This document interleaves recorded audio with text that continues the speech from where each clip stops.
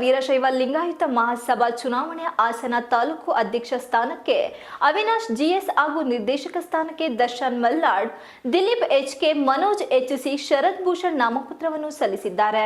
ಅಖಿಲ ಭಾರತ ವೀರಶೈವ ಲಿಂಗಾಯತ ಮಹಾಸಭಾ ಚುನಾವಣೆ ಹಾಸನ ತಾಲೂಕಿನಿಂದ ತಾಲೂಕು ಅಧ್ಯಕ್ಷ ಸ್ಥಾನಕ್ಕೆ ಅವಿನಾಶ್ ಜಿಎಸ್ ಹಾಗೂ ನಿರ್ದೇಶಕ ಸ್ಥಾನಕ್ಕೆ ದರ್ಶನ್ ಮಲ್ನಾಡ್, ದಿಲೀಪ್ ಎಚ್ಕೆ, ಮನೋಜ್ ಎಚ್ಸಿ, ಶರತ್ ಭೂಷಣ್ ರವರು ಇಂದು ಚುನಾವಣಾ ಅಧಿಕಾರಿಗಳ ಸಮ್ಮುಖದಲ್ಲಿ ನಾಮಪತ್ರ ಸಲ್ಲಿಸಿದರು.